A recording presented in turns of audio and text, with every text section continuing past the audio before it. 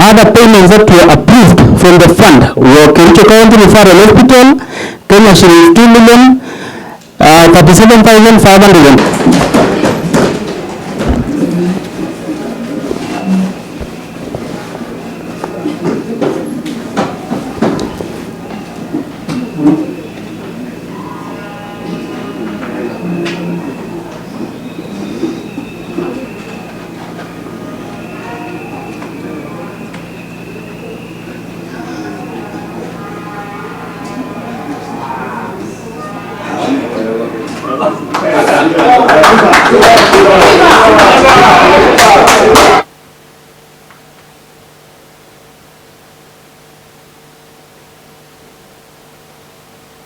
Number 2, misappropriation and or abetting misappropriation of publicly raised funds.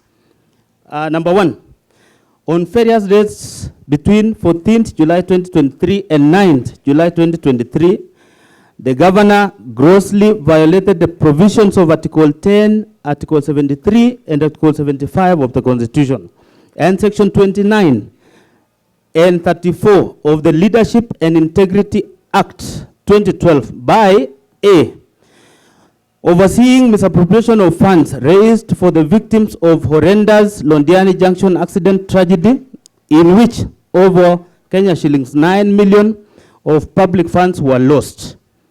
Number B, reneging on his undertaking to implement the report of the County Assembly's ad hoc committee formed to probe the misappropriation of funds meant for the victims of the accident.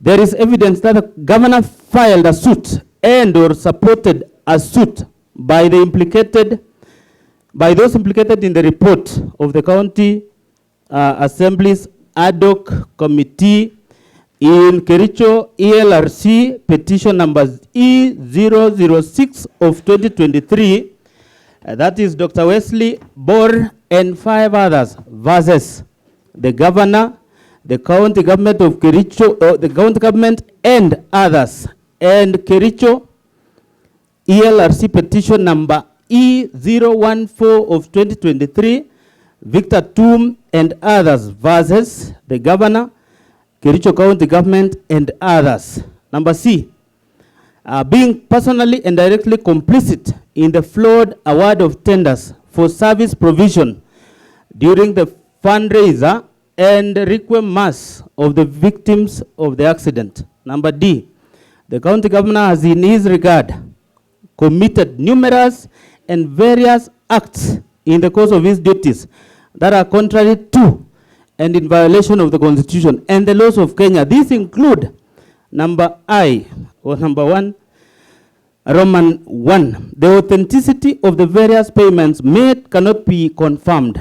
The fact that the exact amount of money expended from the sum collected during the fundraiser points to impropriety and suggests a clear fraud of those whom the funds ought to have benefited. Roman number 2, a total of Kenya shillings 13,682,660 was collected at the fundraiser. Payments that were approved from the fund were Kericho County Referral Hospital, Kenya shillings 2,037,524, Londiani Hospital, Kenya shillings 1,534,190, Supertix Limited, Kenya shillings 2,945,000, Supershine Limited, Kenya shillings 411,000, Raise Hotel, Kenya shillings 100,000, County Commissioners Fuel, Kenya shillings 300,000, etc. Roman number 3, that when Kenyans from all walks of life voluntarily made contribution to aid the victims of the tragedy, it was never intended or anticipated that the funds would be misappropriated with the blessings of the governor, who had a higher calling to ensure the money is accounted for to the last coin and on whom the people bestowed their trust. Roman number 4, the governor has issued contradictory statements insofar as the use of funds is concerned. The contradictory statements point to his being complicit in the manner. Roman number 5, while the governor is on record indicating that the medical bills for all the victims would be waived and taken care of by the county government, it is not clear why the money had to be paid out from the fund collected to various public hospitals against the express and unequivocal representations of the governor. Number E, by his acts of omission and commission, the governor has grossly violated the provisions of Article 75 of the Constitution, which demands that a state officer shall, whether in private or in public, behave in a manner that avoids conflict of interest between personal interest and public or official interest, or compromises public interest in favor of personal interest. Number F, by overseeing the misappropriation of the funds aimed at assisting the victims of the accident, the governor violated Article 73(2), which demands from him selfless service based solely on public interest, demonstrated by honesty in the execution of his duties, accountability to the public for decisions and actions, and discipline and commitment in service.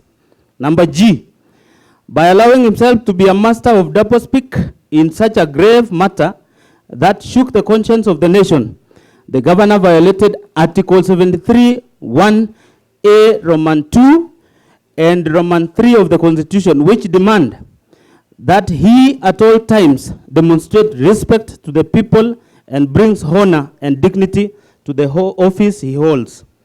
Number H, by allowing himself and senior officials close to him to benefit from the funds, the governor violated Article 76(2)(b) of the Constitution, which prohibits a state officer from accepting a benefit in circumstances that compromise integrity of the office of the state officer.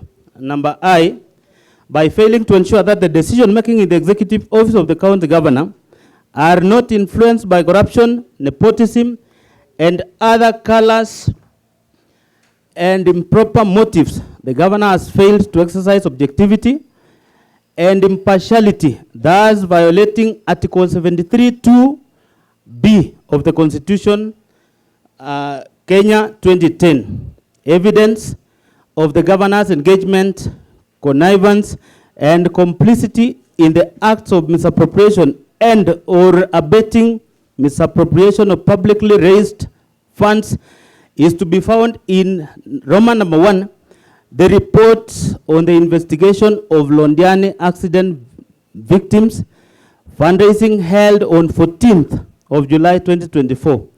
KCA exhibit number 13, Roman number 2, affidavit filed by the governor in Kericho ELRC petition number E014 of 2023, KCA exhibit number 14, and Roman number 3 video clips numbered KCAV 3 and KCAV 4 and KCAV 5.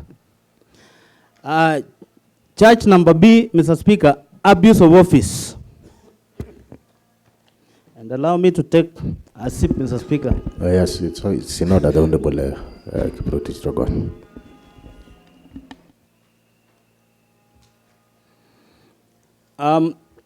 Roman number 1, illegal appointments, unlawful dismissal and transfers, and usurpation of the constitutional and statutory functions of the county public service.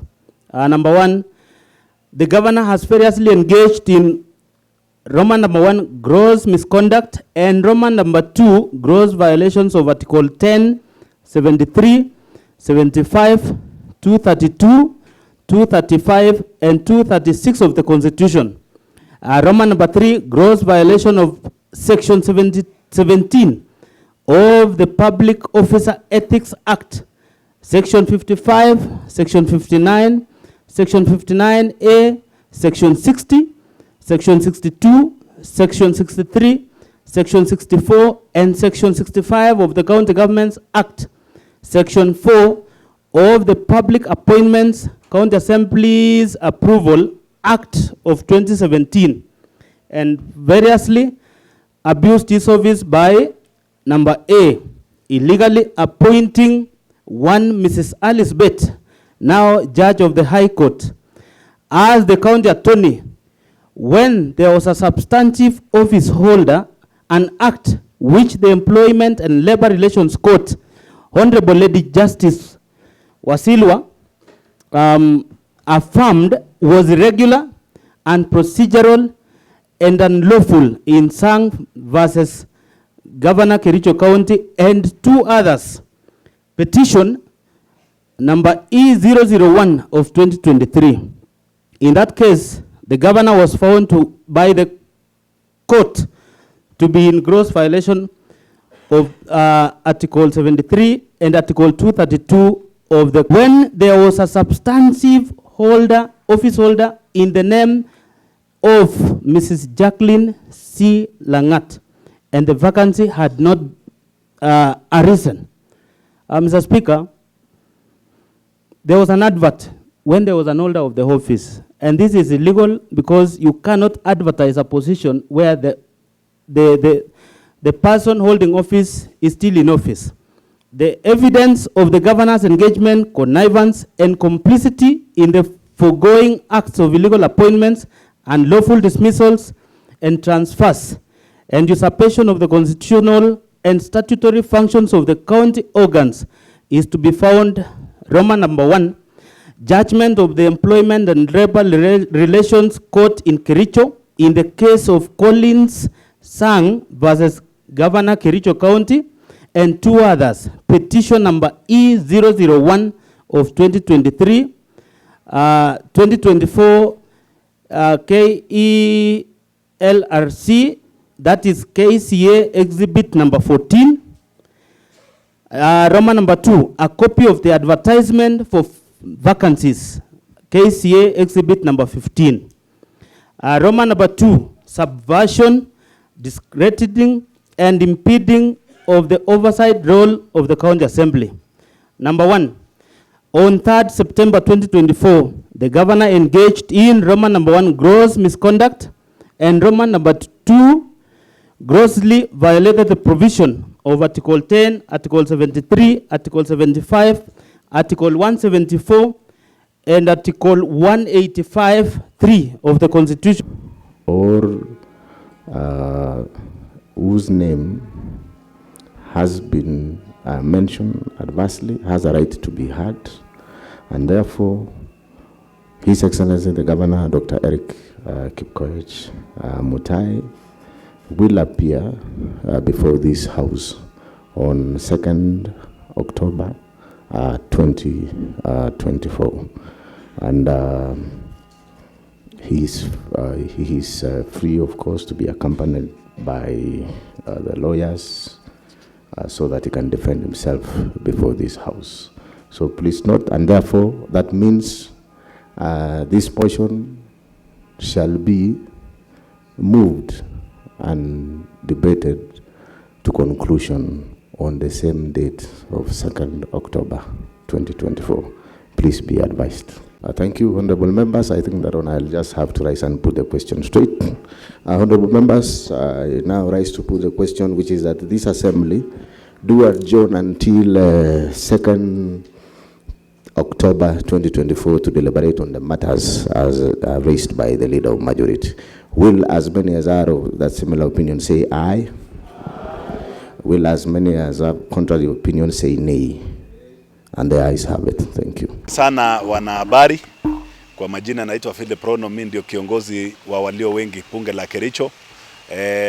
Naamini mmejionea chenye tulikuwa tunafanya leo ndani ya nyumba ama ndani la bunge letu ni kwamba motion ya kumuondoa governor wa jimbo la Kericho imeweza kusomwa kule ndani, na hiyo ni notice of motion. Itachukua sasa siku 7 governor pamoja na mawakili wake na wale wengine wote wenye wameweza kuguswa kwa hiyo motion wataweza kuja County Assembly siku ya Wednesday wiki ijayo saa 3:30, na motion itasomwa jinsi imesomwa leo, alafu atapewa nafasi ya kujitetea kwa zaidi ya around 1 hour 2 hours, alafu mjadala sasa kwa wabunge itaweza kufanyika, na mwishowe tutaendelea kupiga kura wenye wanaunga mkono. Lakini kulingana na sahihi ile imewekwa tayari, tuko na signatures 37 in support of the motion, so only 10 hawajaweza kuweka sahihi yako kumaanisha wanamuunga mkono ama wana support kwamba governor labda hajakosa, lakini 37 out of 47 ndio wameweza kuweka kidole. Sheria ndio governor aweze kutimuliwa inahitaji kwa kaunti yetu ya assembly ya Kericho, tunahitaji watu 32, wabunge 32 wakuwe wameweka kidole. Inastahili kuwa hata 31.5, it's only that hatuna half mtu, so lazima ikuwe 32, na tayari tuko na 37 wameweza kuweka kidole kwa ofisi ya clerk, na ikifikia sasa Wednesday ndio maneno kabisa yatakuwa yamechemuka. Kuna motions zingine ya kuondoa mawaziri katika serikali hiyo ya county, lakini haitateboliwa wiki hii, labda itateboliwa ile wiki nyingine inayokuja. Asanteni sana, Mwenyezi Mungu na wabariki. Mumeona details ya grounds. Moja ni gross violation ya constitution na sheria zile zimeweza kutungwa sote, including standing orders ya county assembly, kuna county government act, kuna constitution of Kenya na kadhalika. All those are laws.